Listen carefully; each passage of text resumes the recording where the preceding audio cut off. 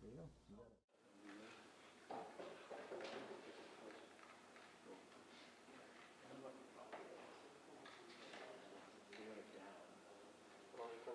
So it's just natural.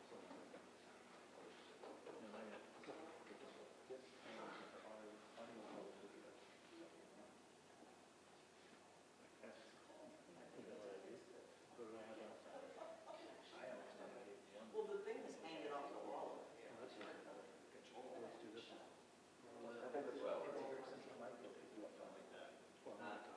No, it's just kind of hanging by wires. But you know what the guys are here, we don't have, might be, no, exactly.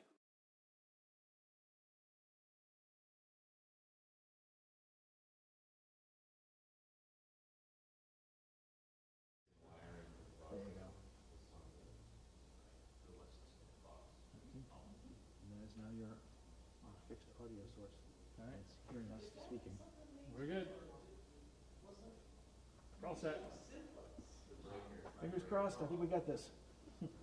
Say again? Let's go. We can do it. Fingers crossed. So we know we're live. We're live. Excellent. Meeting President's Litchfield, the November 4th, 2022 board meeting. I'd like to begin the meeting with the Pledge of Allegiance. Pledge allegiance to the flag of the United States of America, to the republic for which it stands, one nation, under God, indivisible, with liberty and justice for all. Do you have any revisions to the agenda? We do not. Let's do summary of non-public actions from October 21st, 2020. Mr. Burke made a motion to approve the non-public minutes for October 7th, 2020. Mrs. Harrison, second. Motion carried by roll call vote. Mr. Burke, yes. Mrs. Harrison, yes. Mr. Myers, yes. Mrs. Hershberger, yes. That will bring us to correspondence. Unfortunately, my correspondent person computer doesn't work. So I just took a moment, I went back, and I have several. They will appear in the minutes. I can just give you like a quick recap. First one was the last one received from Gail Reynolds. Her concern was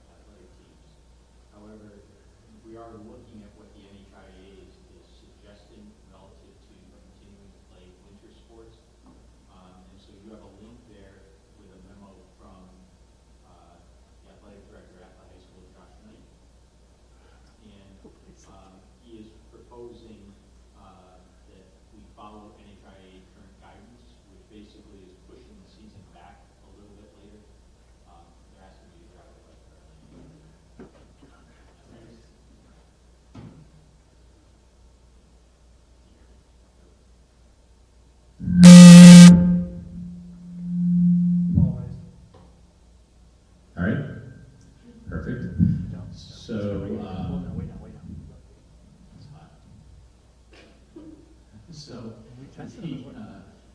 the current guidance is to consider having a season that will really not begin until January, and to push practices and tryouts back for a later start. You can see in the memo from Josh that there are some challenges for some individual sports. For example, swimming, you're relying on somebody else's pool in order to participate in the sport. So that's a challenge that is being presented. There's a gymnastic challenge that is outlined in the memo also. But I'm bringing it forward to the board to have you know that we are continuing in that dialogue. The NHIA is taking the same approach that they took this spring, which is that they are this fall. That they are an organization that brings schools together, but then it's ultimately up to the individual schools to police their athletes and to ensure that all the eligibility rules that everybody's agreed to are being followed, and ultimately to make decisions about games and so forth at the local level. So it's very similar to what we've seen with other COVID discussions in the state, that it's up to the local school and the schools to come together and make that work. So I don't know if the board has questions or comments for me relative to athletics, but at this point we're going to continue to explore what that would look like, what a season could look like, who would be involved in that season, and continue to monitor the COVID numbers, which each day are just increasing at this point. So it may become a non-discussion at some point if we're just unable to even stay in school or have a team that we meet. Hi, I did have a question. Did cross country run with masks on in the fall? I'm just wondering about basketball. Is he saying that masks would be worn with basketball? I'm just thinking that there's a lot of sprinting involved there. So I don't believe that cross country ran with masks. The mask question was left up to local individual schools, Tara. So and our local league did not require masks, so I don't believe cross country was running with them. I could be corrected on that, but I think that was the case. Dr. Jenny, I have a question. So if we go remote, I notice other schools are still having sports even though their school district is remote. Are we gonna consider that as well? We can. I think you've got two things. So let me give an example from a neighboring school. So the Bedford School District, which was in a hybrid model, but they had indicated that if a student was an athlete at the high school, that they had to be remote. So their feeling was that because they're going to be participating in interscholastic athletics with students coming from opposing schools, and certainly if you get into a contact sport like football, there's a higher risk of exposure, and so the decision was that if you choose to play athletics, you are also choosing to be remote and not able to participate in their hybrid approach. So that's the way one school dealt with it and what they took on. But there are other schools that were remote for everybody, and they still had athletics that they played. So I think the key thing to keep in mind is that our plan is based on personal responsibility, and this is up to parents ultimately to decide if they want to participate in the athletics, and so we can provide the forum. But there were athletes who didn't participate because it wasn't the way that they necessarily wanted the athletics to play out. So it's really about that individual parent making the choice. And parents were very vocal. If you go back to the end of July, when we had the meeting in the gym, parents said, provide it and let us choose. It's our choice. I'm thinking about wrestling, for example, and I think it was a wrestling father who spoke early on at that forum and really says about individual freedom and individual choice. But ultimately, people then decide whether to participate, and we have to put the best rules in place that we can.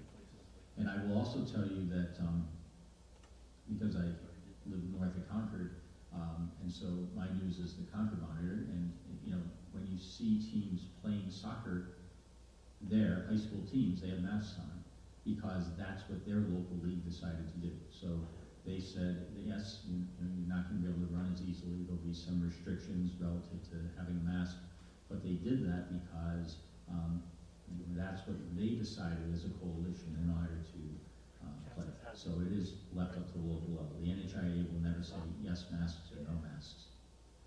And I don't know, Board Member Myers, you coach soccer also in North. Did you have mask requirements? Did you encounter it with other schools? No, we've heard Hopkins requiring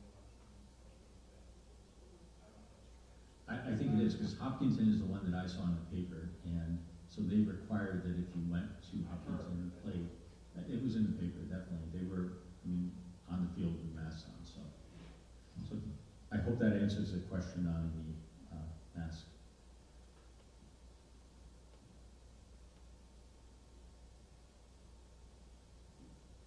Any other questions on winter athletics?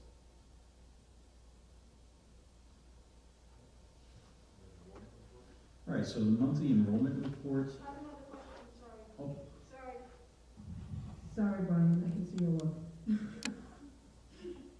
Is LMS count in that? Is LMS gonna have basketball and stuff? Can't tell.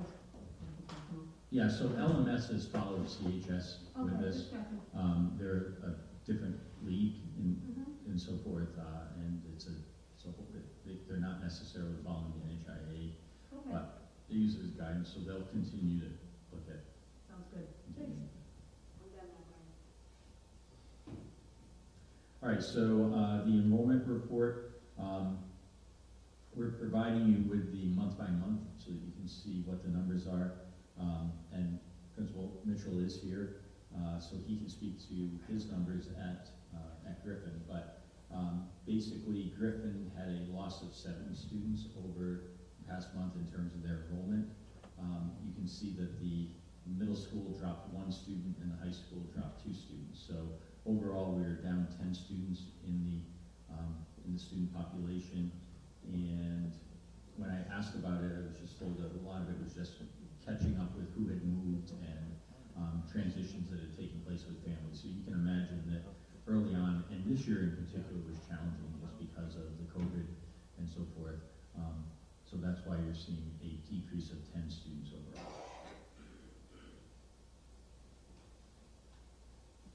Happy to take questions you might have on it.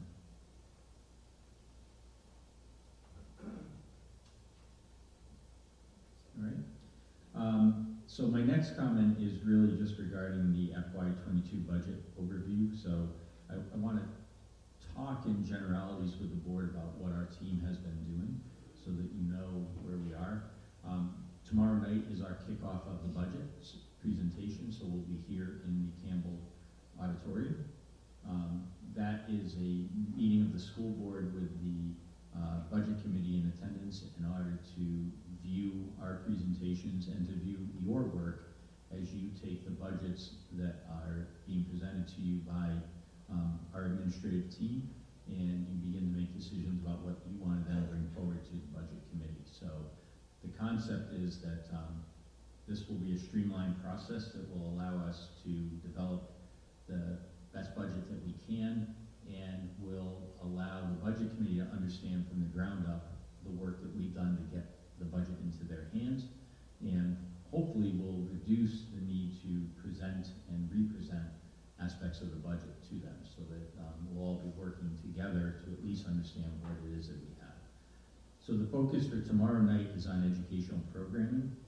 We planned a 3-hour presentation for the board. Our team has a PowerPoint that we'll be using. We'll share that with you so that you can view it on your screens, and it'll be projected on the screen tomorrow so that the public can see that. I'll do a general overview of what our goals and objectives are, followed by Business Administrator Vicky providing his overview of what he's seeing with the budget. And then we kick into the schools, so it'll be the high school, the middle school, and Griffin that will present their individual budgets and goals. Mary Woodman will then present curriculum goals and her budget. Jason Pelletier will be here. Jason's ready. He'll be coming back to work on Monday, returning from his paternity leave. And Jason's doing great, by the way, so he'll be joining us back to the meeting and presenting the tech budget.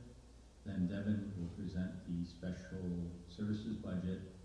And at that point, we'll have sort of a chance for the board to have discussion, and then if there are questions and answers from the public, community input, budget committee members will take those at the very end. So it's a tight agenda, but hopefully it will outline the major mission of what we're trying to accomplish. A couple of things that I'm sorry, and then the following Tuesday, we go again with round 2. And at that point, we shift over to operations and support as our theme. So food services will kick off with their needs, followed by the facility needs. So Dave Ross will be here to present on those. Business and transportation budget, the SAU and school board budget, and then the HR budget will come last, and that's the salary and benefits portion. At that point, we're open to the board's discussion, deliberations, that you have relative to the budget, and we'll wrap up with another community input session so that if everything goes well, we'll have our budget finalized. Mr. Zbicki intends to keep a spreadsheet as we go so that we can keep it live and updated and know exactly what the changes are that are being made. So you're going to need a table tomorrow to keep track of all that stuff, I think.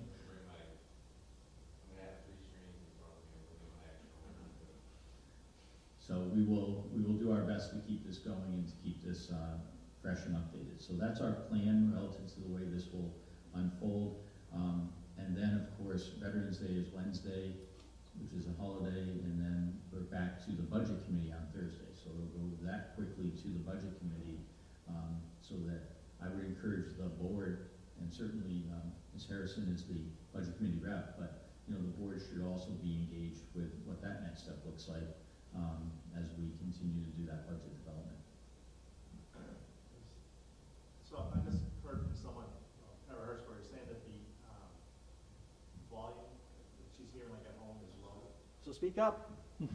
So is it us or is it something you control there? We got no control over it. It's this room. All right. I feel like I'm loud. It's been better since you've been using the microphone. Yeah, use the microphone. It'll be better. That's all we got to offer you. Okay, thank you. So a couple of things just to sort of and outline. We've really taken time. I think the COVID experience has been very eye-opening for us as an administrative team. We've been asked to do things over the last 6 months of school that we've never been asked to do before, and it's opened our eyes to some deficiencies that we have in the system, and are there opportunities for us to kind of tighten our belt and think differently about what we would like to do as a team. So that's work that we're engaged in, and I think you're going to find with this budget that that's what we're trying to do, is to really kind of reimagine and re-examine expenses and initiatives, and to come forward with a budget that is responsible to the taxpayers, but allows us to continue to function in uncertain times. The budget we have now, we know we started developing a year ago, and none of us at the time that we were sitting here last November saw the need to switch over to remote learning for months. And so this is allowing us the opportunity to say, how do we envision things happening in the future? So I think you'll see some pieces like that. I know you'll see pieces like that worked into the budget that gets presented to you tomorrow night. And hopefully we've done it well. We've also gone in and have examined, are there things that we perhaps no longer need to do, and can we repurpose those monies in order to get where we need to be? So that's the plan for the budget that we're bringing forward. And I don't know if the board has questions on process or overarching themes before we get into tomorrow's presentation. I'd be happy to entertain it now.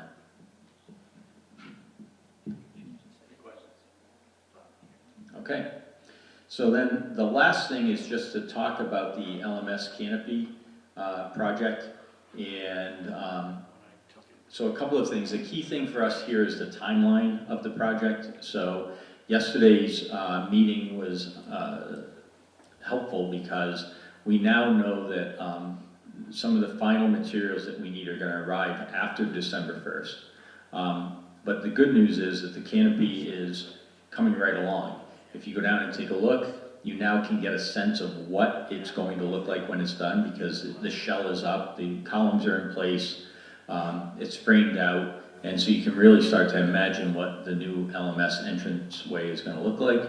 And when the materials come, Solid Roots is on track to get those installed pretty quickly.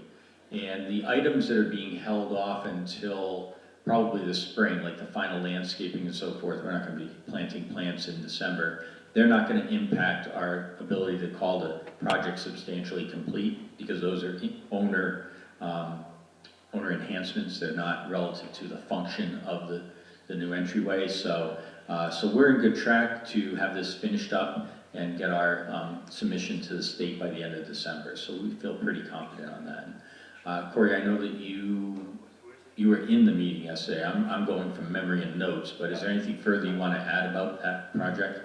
This one on. Just from the meeting, Mike had it covered from the notes. There's the major things that are going to happen on Veterans Day. They're going to make the opening for the main door, and they'll close it up with a temporary wall and insulate it to make sure aesthetically it's not going to look great, but it will be there and keep the building secure. I provided a sheet that shows the budget and cost to date, so that will show we spent about $106,000. We've paid 2 Solid Roots at this point, and with about $12,000 in retainage, so that will be paid after the final punch list is done.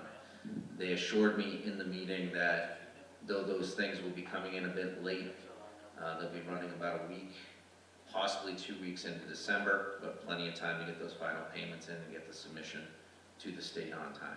So that's the update on the canopy. And just from a personal standpoint, to go from the design of that, which was about 2 years ago, to finally be here, it's something, it's really nice to see that finally moving forward and will be completed soon.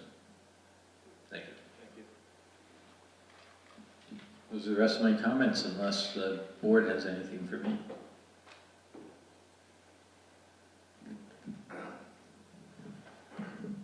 That'll bring us to school board comments.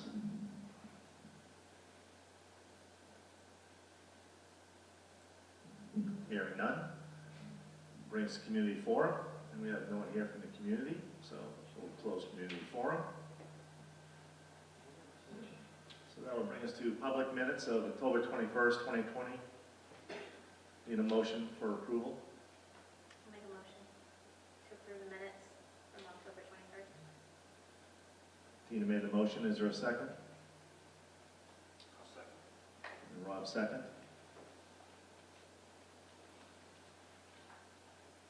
Is there any conversation?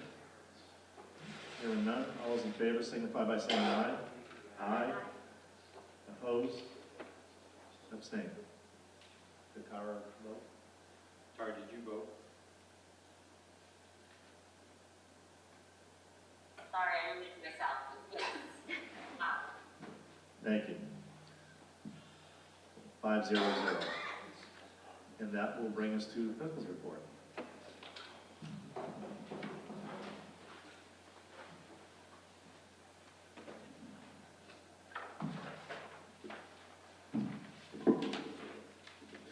Good evening. So this being my kind of first in-person report, and we're now at the point of the year, instead of highlighting a specific program, I thought I'd use my time tonight to just give you an update of where we are at GMS, and now we'll start to evaluate some of the changes that we've made, because we are, believe it or not, at day 39 of students already. That's where we're at. So I'd like to think that that's impressive, but when you're in kindergarten or first grade and the count all the way up, you kind of always know what the day of the school year is. So it's at day 39. So a few highlights. I'm not going to go read through, but in my report, feel free to look at the details. I have asked each grade level's team leader to kind of give an update about curricular activities, but I'm going to highlight a few things for you. So the first off was last Friday, we experienced Halloween, Scarecrow Jamboree, and the first snowfall all on the same day. Now, I'm not sure yet if it's actually going to count for excitement level as the first snowfall, because they may have been distracted by the excitement of Halloween. But either way, I did want to highlight a staff member, Chris Israel, who pulled together the Scarecrow Jamboree. We had over 40 scarecrows between individuals and done together as a team, and they were, unlike in previous years where they're lined up outside, we had to kind of move it into the gym because of the snow. And so all the classes were kind of able to safely walk through, judgments were made, and then prizes were given. So it was successful. They haven't all been picked up, so there's kind of a disturbing scene outside GMS of some wind-blown, deconstructed scarecrows, but either way, on Friday, it was fun and great. I wanted to also highlight the great work that the PTO has been doing so far this year, trying and working remotely. We are working on ideas to bring back the holiday shop in some way. Obviously, it won't be everyone in the gym, but still providing that opportunity. So the focus of the work that we've been doing with the PTO has been providing those same opportunities and that same level of support when they can't come into the building and we have to keep that separation. They've been flexible and generous. And they provided dinner on Monday night for conferences, and they pulled together a fantastic welcome back breakfast that was kind of shuffled into the school the night before and kind of set up, and then we kind of gave the bags back. But it was amazing what they could pull together, even while being remotely. In terms of curricular, one area I did want to highlight was with our UA, or specialist team. So we made a major change to scheduling prior to this year, and that was to switch from a rotating daily schedule to switching to UA blocks. And so the UA blocks, we came up with the word chunk, because I think, but there's a chunk of 5 blocks, and each block lasts 8 or 9 days. We kind of made it so that it worked conveniently with the calendar, either ending on Fridays or ending up at a holiday. And so right now we are finishing the first chunk, so we're in block 5. So by the end of, I believe it runs into, actually, you know what, it runs right to Tuesday, and so Veterans Day is when it ends and a new one will begin. So by Tuesday, every student in the school will have experienced every UA, but for a extended period of time. So the UAs had to get used to that. They're reporting some huge advantages to that, in that they can actually progress a little quicker, and they don't have to worry about, you forget it from last Monday to this Monday. Also, you don't lose the holidays necessarily. I know the last one, the rotating schedule kept going. So they have reported that. The next kind of point that we'll be looking to evaluate now, though, is that we're going to go into the second chunk. So we want to see how much is retained from, so starting next week, they'll get art again, but they haven't had art since the beginning of September. So just see how it is. So they've been they're doing a great job of just switching up to theme-based, and it's been going well so far. In terms of the switch this year with in-school, some students remote, and making changes, the biggest change I think is probably felt at the pre-K level. And so pre-K, and it's pointed out in the report, just the pre-K program, you end up basically with 4 different cohorts of children, all existing kind of in the same program. You have 4-day-a-week all days. You have 4-day-a-week half days. You have Monday, Tuesday in, Thursday, Friday remote. And then you have Monday, Tuesday remote, Thursday, Friday out. And I have to hand it to Sam McClui and Courtney Beach, who have done a masterful job of, I can't get my head around it, but they seem to work and function. But to the point where we need Wednesday just to give them the time that they're obliged to contractually. So there's no time in there to give them any of their planning periods. So basically, that's what Wednesday's for. And if you can imagine a pre-K classroom, which isn't affordable, we had to look at those numbers because you go in there and there's no way to get 6 feet of distance or create a COVID-safe space without having those limited numbers. But they do amazing work. I try to get out there, but I just can't get myself out to there as much as I'd like, because visiting kindergarten and pre-K is good for the soul. So I try to get out there as much as I can.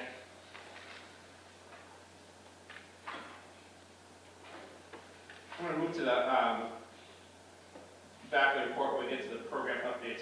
Another major change that we will look to change, but right now at the beginning of the year, coming back after a spring of remote learning, coming in not knowing where they were. I met with Sandra McMullen at the beginning of the year, our enrichment tutor, and instead of doing small, targeted, qualified groups of students, this year, right now, she has been focusing on large whole class activities. And we decided, we just met this week, we're going to continue that at least until Christmas, at which point we think we've been back in school enough that we can actually get some reliable data to actually make a true judgment and true assessment about qualifications into those target groups. But she has been received so warmly and welcomed by the classroom teachers, because what she is doing is she is now able to do these activities that kind of break from the regimen of the curriculum, and they provide thinking activities where she can push in about grit, about creativity.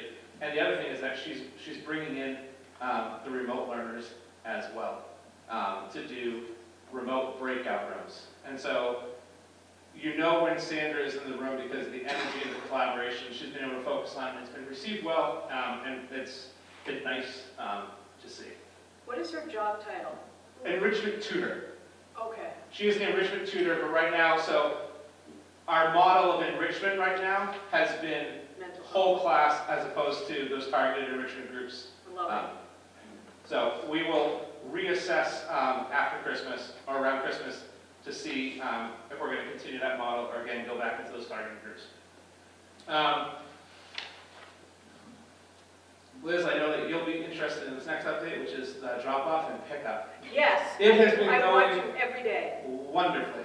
I can tell. It has been going wonderfully, and I actually have to give shout-outs to both the parents who have been flexible and have just followed along, as well as a number of teachers, including the specialists, who do pick up every day, and they just have a skill set from prior jobs that they know how to do the whole like valet parking thing, and it just runs fluidly. The only thing, the one bane, which I don't think we can avoid, is that in the morning there is a backup on 3A. I'm not sure if it's avoidable, but I will say there's a backup on 3A, and then literally 20 to 30 cars all move at the same time, and 20 to 30 cars move in at the same time. So it kind of moves in big chunks, and I believe we've seen an increase, not because of what we have done, but I think the parents are getting used to it, and they know, if I go right now, I'm going to be back on 3A, let me wait a little bit longer, and so it kind of goes in.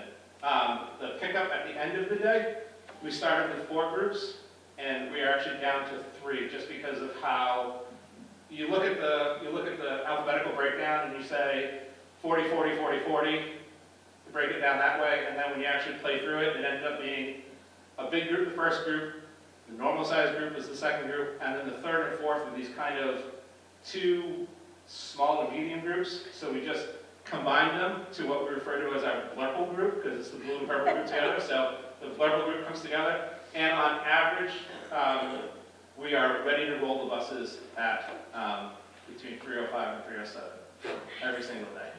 And that's with an increase in parents, I'm assuming, picking their kids up and dropping off because of bus ridership being down. Yes, we assume. So if you think,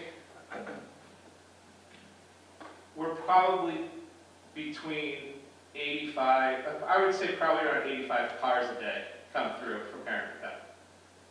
And the kids come out, they reunite, and off they go. You tell Laura I love her best. Yes, the whole thing wouldn't work without Laura standing out there saying, stop the line, I got a bus coming in, and Wearing her vest. it works, yeah. The only hitch that we have is the occasional parent who stops when they should still be going, and now the number of staff that just go, keep going, keep going. You only do that once. You only do that once. I did want to take this point to recognize that a few weeks ago, because of our COVID situation, we did make the decision to move into all remote days for 7 days. And when we communicated to the parents, we said, we do need a day to kind of get everything up and running. And I will say that I thought there was going to be more planning on our end, but the teachers were ready to go really we needed that day for material and kind of tech distribution. And so I would say that even on that day, they were engaging the students, they were involved. I thought there was going to be a lot less meets when I went around, but everyone was on a meet all day. And then, so by that Friday, which was day 2, everything was up and running, and it went smoothly. And just as part of observation and supervision, I decided to just hop on some meets to do some of the observations. And at one point, I thought I was being smooth and I could just kind of slide in with my camera off. I totally forgot that when you enter a Google Meet, a big ding comes on, and I did that, and I was being smooth and just kind of flying under the radar, and immediately it was, who's Danielle Michelle? That's Mr. Mitchell. But it still went well, and the students were engaged. With that, though, we did take that time to review and evaluate some of our procedures and policies around COVID, and we looked at it. If we had this case, obviously there are some things that we couldn't control that just came in through community spread, but there were some things on our end that we thought we could control. And so after looking at everything, what we did decide and we thought was reasonable changes to our mitigation is that we did add masks back to recess, because if you go back, we couldn't guarantee that we could maintain 6 feet of space. So masks are the norm at recess. Obviously, children, if they choose, can go and stand off to the side and remove the mask and take a mask break. However, the kind of involved and interferes with children, mask is beyond. And then we just basically set an increased vigilance with masks in the classroom. So we kind of said, if you're at your desk, you can take your mask off. And there wasn't a huge awareness to just kind of natural movement that happens in the classroom. So really, it had to come back to, if you get up, if anyone's up, kind of get those masks off. But we worked with DHHS. We learned a lot with, and I'm sure Dr. Jetty can tell you, with every single case and every single direction with DHHS, we learned another thing. And we've just kind of taken those lessons to bring in to the COVID mitigation. I want to go back a little bit to our remote days, because one thing that was integral was, I'm going to mention her again, but Sandra McMullen, the enrichment tutor, was a lifesaver, because how she interacted that day was a support to the teachers, specifically when it came to technology and enhancing those lessons. And so I know there had been some question about kind of what would a tech integrator look like. That was the closest thing that I've seen at GMS. What she was doing was she was providing tech support. In the moment, she was problem solving. She was figuring out what cord is needed, how can we connect it this way, as well as providing lessons and enhancements to teachers so that they could take a lesson that was meant to be done in class. How do I make it look remote, and how can I build it up? So she was, I heard over and over and over again, not just from my observations, but also from the teachers. I don't know if I would have done it without Sandra here. So I wanted to mention that because hopefully we can continue to build that definition, but it was a very nice role to have that we didn't ask for, but we realized very soon it was necessary and we needed it. And then finally, today was our at GMS second early release Wednesday. And so the teachers have been engaging right now a lot on reporting and grading as we get to the end of the quarter and planning that end. But I have worked with the team leaders, and what they are doing is I've asked them to just identify if there are any needs in the building or kind of PD opportunities, or even just kind of workshops. If there's anything that I can do to coordinate for them without making it mandatory, just kind of come up with a menu of options. So if there is, I heard that this teacher does this really well, do you think she'd be willing to sit with us for an hour and show it, and just kind of act as that liaison within the building? Because it is group time, and we recognize that it's important, it's valuable in that group time, but we also recognize that there is some value to the expertise that may exist in the building that you may never know. So we're trying to see if there's a way to just kind of connect that up. But again, keep it as offerings so that it is unencumbered time, but rather kind of choice time, and many for them to choose from. Two last things, and then I will get on my way. One is first quarter report cards. I wanted to mention, it's not mentioned in my report, but after consultation with the teachers as well as Mary, we looked at first quarter report cards this year. And I don't want a narrative to be out there that it was because of Power School and the new report card. That was one of many factors. The greatest driving factor was, this has just been a really weird quarter. Starting late, a 7-day remote period, and then as well as, we also do conferences. So we really kind of got into, with all that going on, and we're doing conferences, what would be the purpose that a report card would serve? And what we came down to is that the purpose of the report card really should capture the conversation that happened at the conference. And so GMS will be giving out report cards, however, they will not have quarter marks or grades on them. Rather, what we're going to do is capture the first quarter's progress, as well as suggestions, recommendations, all those things that go in conferences, so every parent will get comments. So the report card for first quarter is going to be comments and narrative based. All the teachers were given a template to kind of work off of, not to necessarily drive a robotic conference, but just kind of say, in your conference, make sure you mention these things. Competency areas of concerns, relative strengths, relative weaknesses, areas of improvement, you know, the things that you would naturally do, but the template was just there to say, remember to get this, and then we're going to capture it in the narratives. And so we recognized, in meeting with the staff today, for some of them, that's going to make their comments more than they normally did. For a good number of them, that's actually going to bring what they normally did comments and bring it down a little bit. But hopefully that gives some guidance and some formality. So for any GMS parents that are watching or listening or watch this later, there will be report cards. They just won't have marks on them. It will be comment and narrative based. And finally, because conferences did just end yesterday, and we're in that mode of what can we learn from the way that we're doing things now, and decide what are we doing because of COVID, because of where we are, and what are we doing and thinking like, this is actually a good idea that maybe should stick around a bit longer.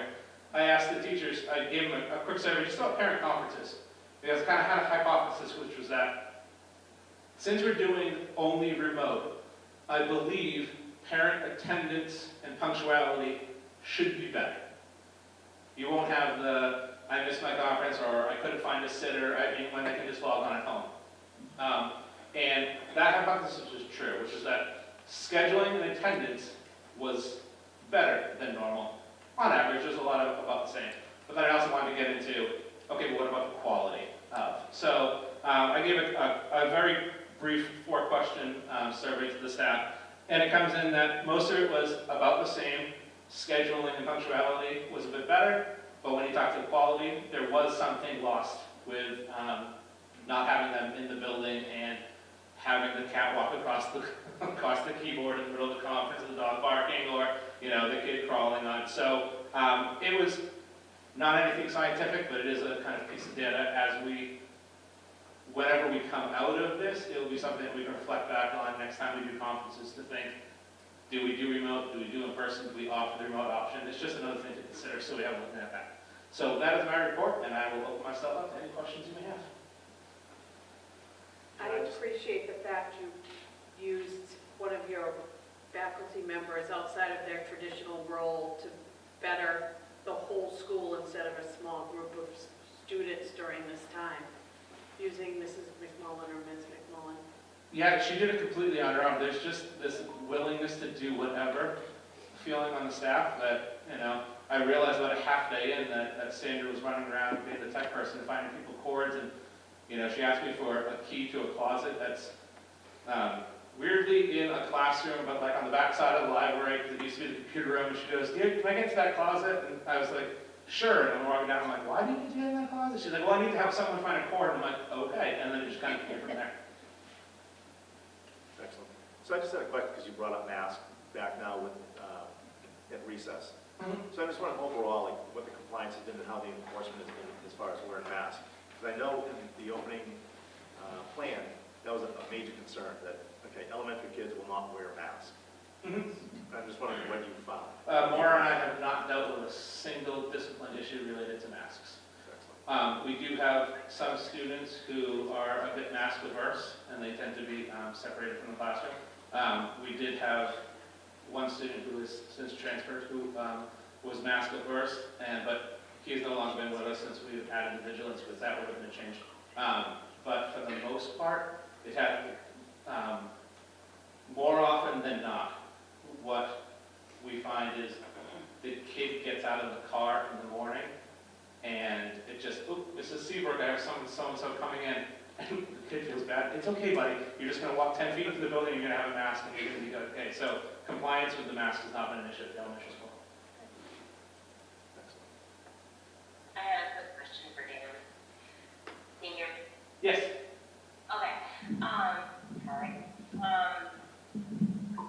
Some parents, and this is not just for GMS, but probably for all schools, some parents had mentioned that they were not able, that all the slots were full for parent-teacher conferences. If a parent was not to get into that schedule, how, can they still have a parent-teacher conference at some other time? How do they go about scheduling that? So I have not heard that from any parents at GMS. If they have, obviously I know the teachers would be more than willing to meet with them. Where it does get a little tricky, just with this from here on out, more likely than not, the conference would take place as part of the school or work day. That kind of designated extra time has now been used, but I know that the teachers would be more than willing to meet and to reschedule or schedule if they. But I didn't hear anything about not being able to get in. But GMS is actually usually pretty simple too, because it's usually just, one teacher, one conference, as opposed to the other levels where it's, one student, could be multiple conferences. Well, I'll just comment as far as LMS, because I have a 5th grader and 8th grader, and when we went to grab a time slot, they were all filled.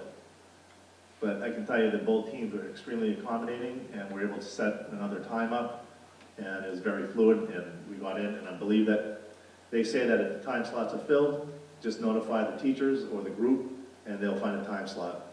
So. Anything else for Dan? Thank you very much. Thank you very much. So that brings us to committee reports. Aside from the one this afternoon, I don't know if there's any other committee that... Well, budget committee met.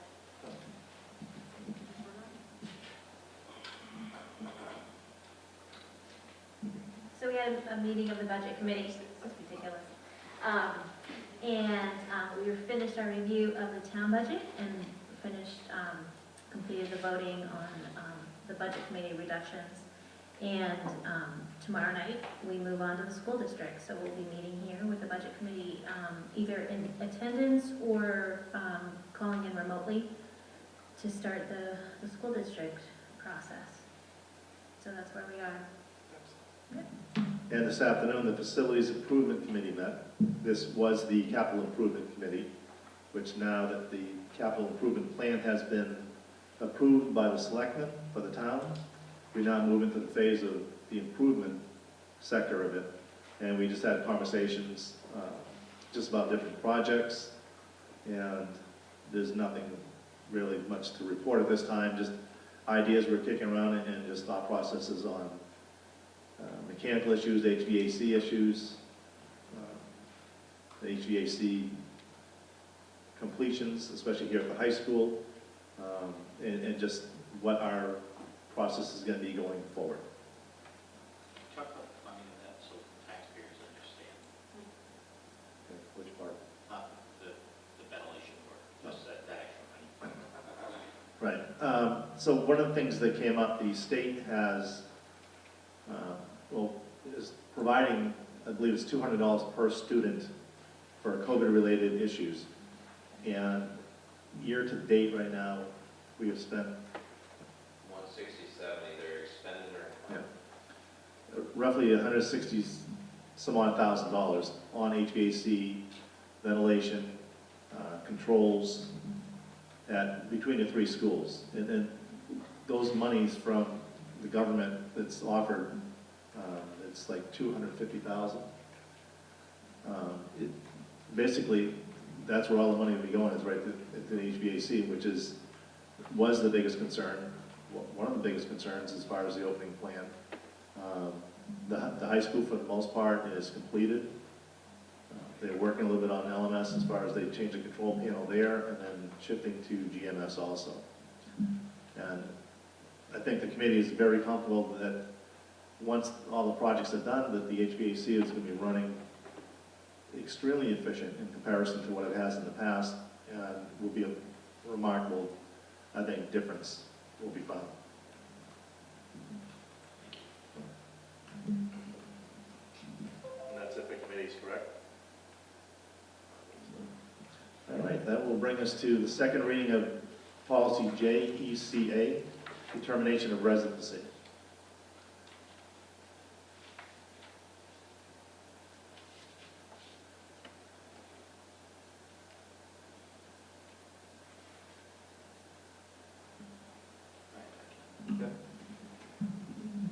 Just a quick reminder, this policy was in need of a rewrite. You can see that it was last approved in 1998, so we really needed to take a look. We've streamlined it. We're ready to provide training to our buildings to ensure they understand what RSA 193.12.2 says about mandatory residency. And so we'll provide that training to our folks who are on the front line of enrolling schools. There are also some new forms that we're developing that will be in compliance with this policy. So not that we've had a major issue with it, but when you hit a little bit of a bump in the road, it causes you to go back and take a look at it. And so that hopefully this policy will straighten things out and get us to where we need to be. I'll move us along. I'll make a motion to accept the second read of JECA, determination of residency. I'll second. Further discussion? Hearing none, all those in favor signify by saying aye. Aye. Aye. Opposed? Abstained. Motion carries 5-0-0. Now we'll bring us to old business. So old business is coronavirus review and update. So the reopening plan revision, I've not finalized that yet. We need to get that done. But it seems like, frankly, reacting to the coronavirus is taking time away from the plan aspect of it. So I apologize to the board that we don't have that ready to go at this point. Bear with me, I gotta go back a doc. So the COVID-19 expenses, Corey, do you want to speak to that, or do you want me to just do an overview of what's there? So went back to the detail of the supply lines, going back, the ones that are related to cleaning, disinfecting, PPE supplies, all those things related to COVID-19, and just did a summary of that detail by department. So we're looking at about 50,000 so far. We're still in search of wipes as we need them, which are still, some vendors have them actually out until 2022 calendar year to get them. We do have some on order from one company that the lead time is 15 weeks. So it's a challenge to get everything that we need, but we still continue to piecemeal it together and make sure that we have the things that we need. So I know that the board had requested that information a couple times. Just want to make sure that it was available, and I'll continue to update that sheet as things come through. My only other piece related to COVID-19 is the ventilation piece, which Brian spoke to during the committee updates. Anybody have any questions on any of that information? So is wipes the only item that seems to be difficult to acquire right now? So far. I know that Dave has mentioned to me that gloves are becoming a challenge, and also paper towels. So those paper products, as we get into the uptick of the virus again going into winter, those paper goods are becoming a challenge as well. Thank you.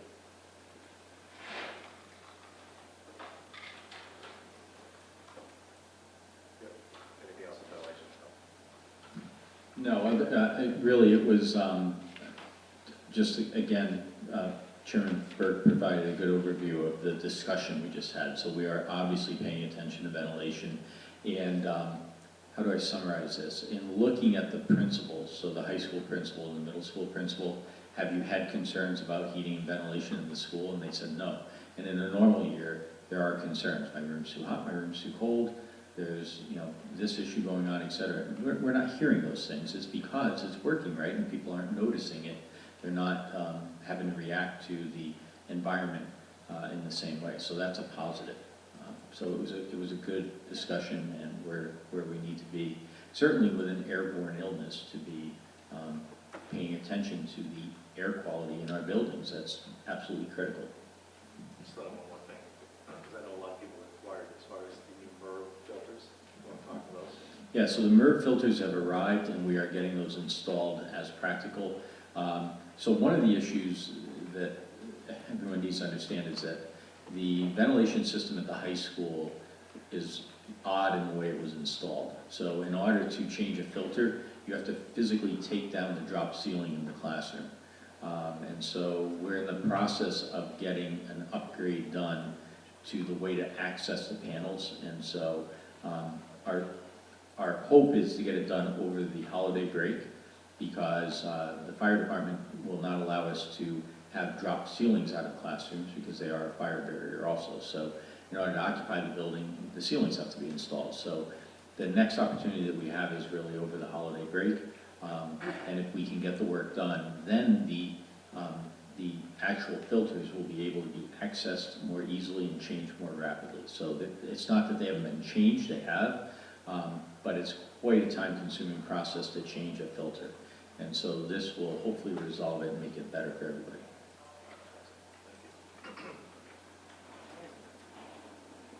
That'll bring us to the manifest. Are we all set? No, I haven't done it yet. You did it too, right? That'll bring us to public input again. No one here from the community, I'll close public input. And with that, we'll go into non-public session, RSA 91-8:31. Oh, this is the earliest ever. Yes. Yes. Yeah. From non-public. Like, are you guys going into the other room? Yes, I think we'll go into the library, and I'll just, I'll keep you open and bring you in there. All right. Come for a walk, Tara. All right, you call back in a few minutes. I'll call back in like 5 minutes, okay? Perfect, sounds good, thank you. Okay, thanks, bye. This is like a. I'm gonna have to get an extension for it.